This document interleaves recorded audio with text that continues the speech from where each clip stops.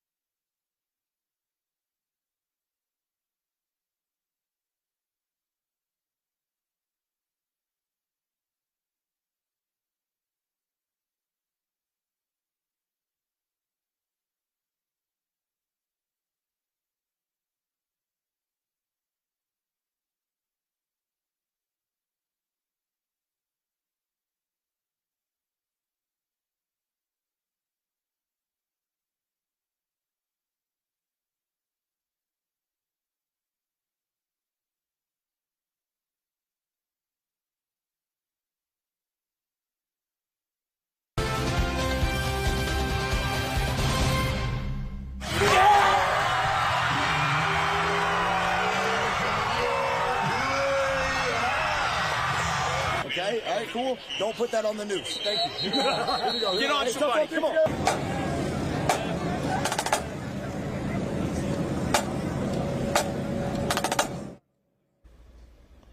Week 3, we begin to find out who are we, the team we want to be, or have we yet to find the key? Clear Creek Amana and Xavier establishing their respective place in Class 5A. Mitch Fick was on this same field a year ago when the Clippers beat the Saints for the first time ever, and back in the studio with highlights from a game that could have an impact on the 4A playoff picture. Win for CCA at Saints Field last season, Owen, marred by those 5 Xavier turnovers. Just not the type of generosity they preach over there on 42nd Street. Saints looking to prove they are worthy of the top spot in 4A right now, but the Clippers here to keep on clipping. Opening drive in the game, Conlon Poynton absolutely in the bucket to Ethan Weiss. 7-0 CCA, just like that. Xavier's going to muff a punt attempt on their first drive, so Clips get it deep in Saints territory. 3rd and goal from the 15. Poynton, a magician. Nothing right, so we go to the left where there is nobody left wearing a Navy jersey. CCA up 14-zip in the first. The Saints had enough of that. Ensuing drive, Cash Parks, a fullback on a streak. College football, high school football, always utilize the fullback. That sets Xavier up in the red zone and gets up Carter Hoffman, who almost lost that thing before he takes it across the end zone line. Xavier cuts the lead to 14-7 after a Owen Vasquez field goal, makes it 14-10. Saints jump on the Parks pop pass to A.J. Evans, committed to James Madison for hoops last week. He's 6'9", that's tall. Xavier up 17-14, up 24-14, and CCA snaps out of it. Pointing to Tay Seals, 21-24. Another Vasquez field goal and make it 27-21 at the half. Third quarter, Saints start pouring in on Hoffman. Going for 20-plus to get this thing inside the 5. He'd finish the job for one of his 2 scores in the quarter after trailing 14-0. We almost went to a continuous clock. Xavier scores 24 unanswered and then 30 unanswered for a 54-21 homecoming win. Saints go to 3-0. They head to Williamsburg in week 4. Clear Creek Amana takes their first loss of the season. They'll try to get back on track back at home against North Scott next Friday.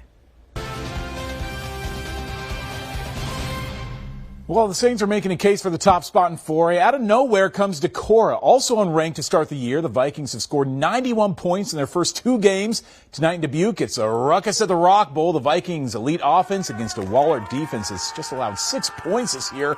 Unstoppable force. Allow me to introduce immovable object. Second quarter Out of this one, out of the Rock Bowl, Vikings down 7-0 to the air. Ian Giddings feeling giddy. That touchdown ties us at 7. Later in the second, Decorah is facing a 4th and short, lining up to punt. Or are they? Noah Milburn on the fake, picking up the first down. Couldn't make hay out of it. This game went to halftime, tied at 7. Overtime, dandy in Dubuque. Wahlert takes its first loss of the season. Decorah, marquee win for the Vikes, 19-13 over the defending 3A champions. Over in Epworth, Western Dubuque is 0-2, and now they get a Waverly-Shell Rock team that nearly beat #1 Pella last Friday. Bobcats have a heinous non-district schedule. First play of the night by the Go-Hawks. Caleb Shipper putting up a deep ball to Rylan Peters. This is going to get the Go-Hawks deep into Bobcat territory, but Justin Penner's defense bows up. No points out of the drive. Finally, Western Dubuque breaks through. Drew Bergfeld gets the carry, breaks a tackle, and he dusts the Go-Hawk defense for a 50-yard touchdown. That was all the scoring we get out of this game in the first half. Bobcats pull away for a 13-point win. First W of the season for Western Dubuque, and another big battle next Friday against Decorah. A week after their second-half comeback gave Marion its first win of the season, Wolves are back at home against Davenport North. Another first-time matchup between the Wolves and Wildcats. North up by 2 scores, and Wildcat QB Neil Brown, he once more unloads downfield and hits David Joyner in stride at the 30. Walks into the end zone for the long touchdown pass. North up 3 scores now. Next drive, a big 4th and short for the Marion defense. Derek Pena almost stuffed in the backfield, but bounces off a would-be tackler. Finds a hole outside, tight ropes the sideline for a 35-yard gain. The Wolves defense gets it stopped, though. A few plays later, an errant pass is picked off by Colby Belks. North, though, too much for the Wolves, though. Wildcats win this one 28-0. The Solon-Mount Vernon matchup could contend with some of the best rivalries in eastern Iowa, if not the state, a series that historically has been owned by Solon. But tonight it's the Mustangs coming in ranked #1 in Class 3A. Patrick Smith getting his first look at Spartan Stadium in our Game of the Week. Our Game of the Week is probably the biggest game in the state of Iowa tonight. Recently, eastern Iowa has dominated Class 3A. And it's showing again tonight with top-ranked Mount Vernon and 4th-ranked Solon. And if last year's one-point thriller between these two is any indication, this matchup won't be for the faint of heart. After both teams exchange punts on their opening drive, Spartans get set up in the red zone. Eli Campman gives to Maddox. Kelly powers on and Spartans strike first. The kickoff right after Holden Hlavacek on the return. He's going to break a few tackles, makes a few jukes, and goes house. 94 yards. Mustangs tie it up at 7. More points already than last year's game that finished 7-6. 2 possessions later, Campman on first down throws a pump fake, looking deep, putting it right in the breadbasket to Caden Hopper. 31 yards, 14-7 Solon. Mustangs with a short punt puts the Spartans in plus territory from the 8-yard line. Kempman on the play action, the dynamic duo.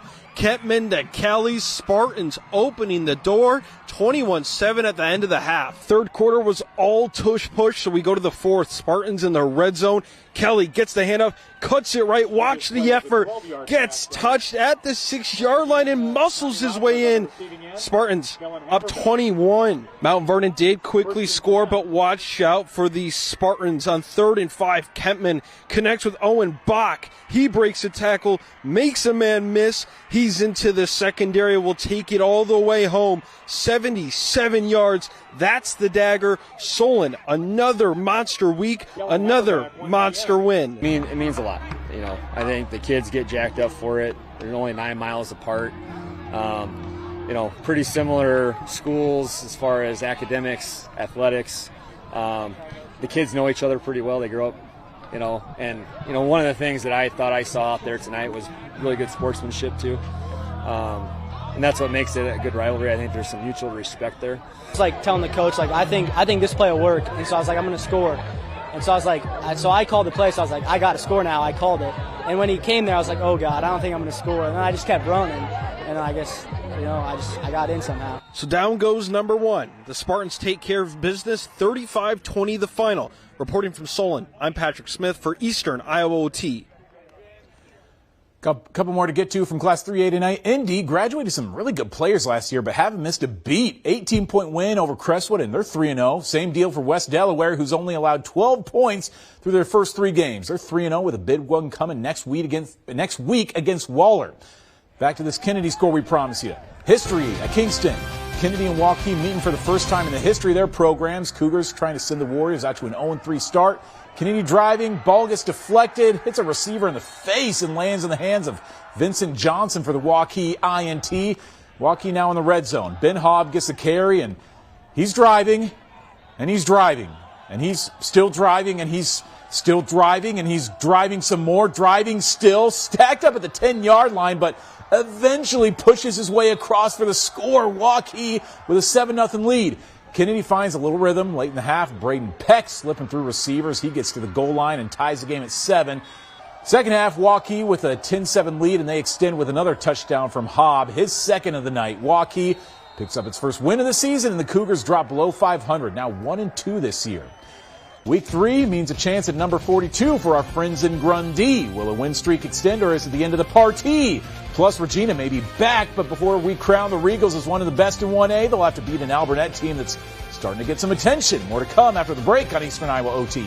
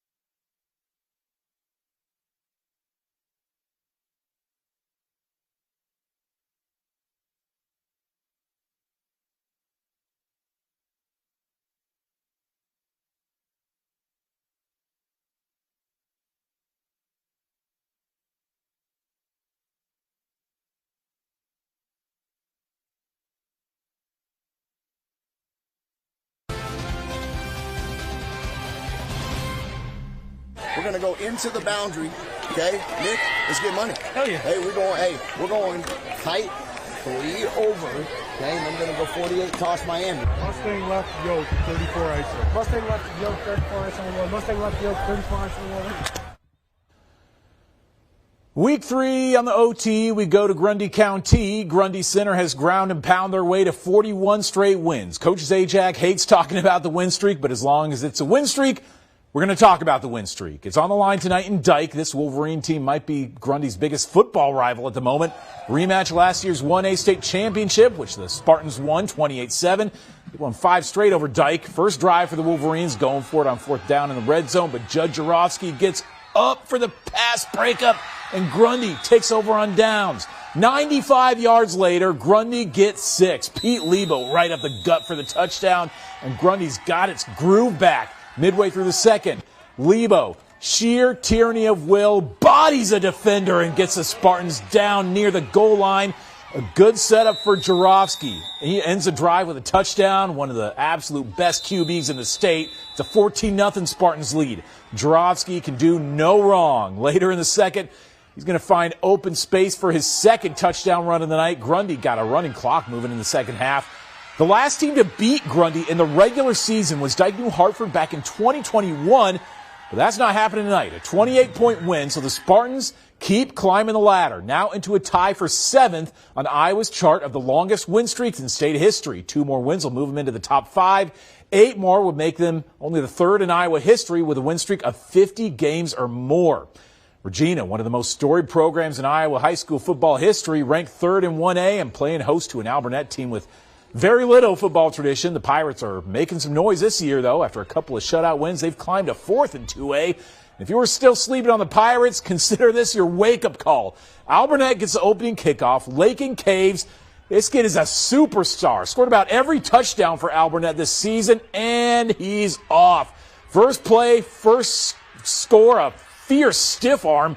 Alburnett getting this shootout underway. Regina responds immediately. QB Kyle Tracy fakes it. Where's the ball going? Right into the hands of Carter Slager, who ties it up for the Regals. Regina's down 14-7 later in the first, but Tracy taking matters into his own hands. All gas, no brakes. Ties this game again. Tracy was everywhere for the Regals tonight. 4 minutes left in the half. We're tied at 14. He slings it to Xavier Miller, reaching for the pylon. Is he there? Yes, he is. What a play from the kid who's getting some premier Division I looks. Defense optional tonight in Iowa City. 59-27. Regals starting to put this season on cruise. Alburnett, though, keep your eye on that team in Class 2A. Elsewhere in the class, a week after getting beat by Alburnett, Mid-Prairie back with a 28-0 home win over solid Sigourney Keota program. The Knights at Union haven't had more than 3 wins in a season since 2018, but they're off to a 3-0 start after their win over Owine.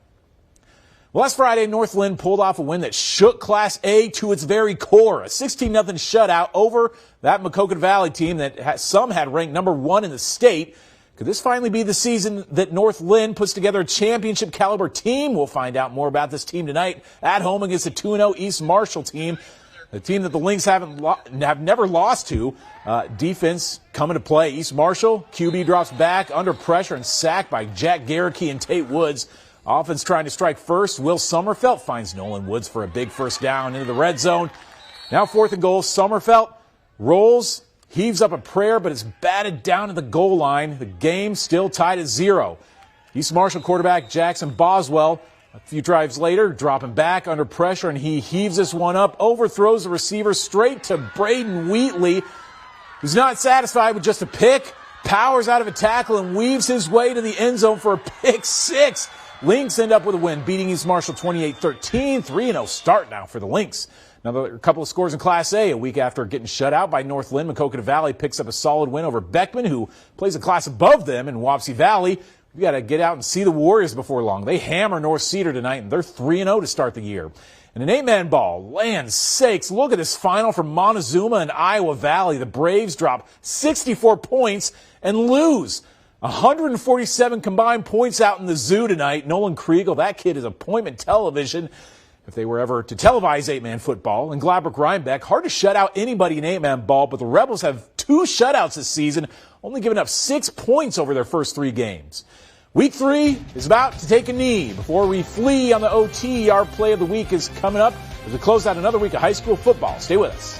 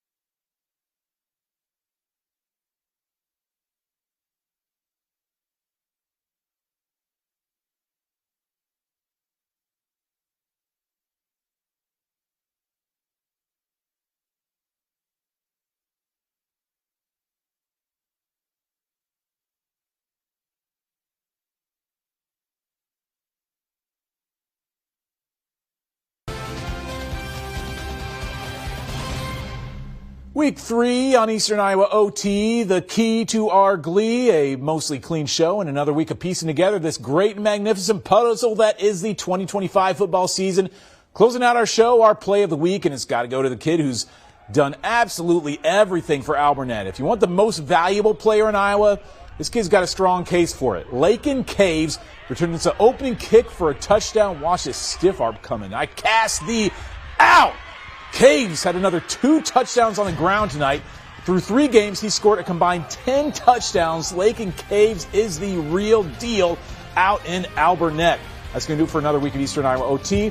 High school football show, but we got to mention the Cedar Rapids Colonels making the championship series. That series starts on Sunday, back at home next Tuesday. We'll see you next Friday night on Eastern Iowa OT.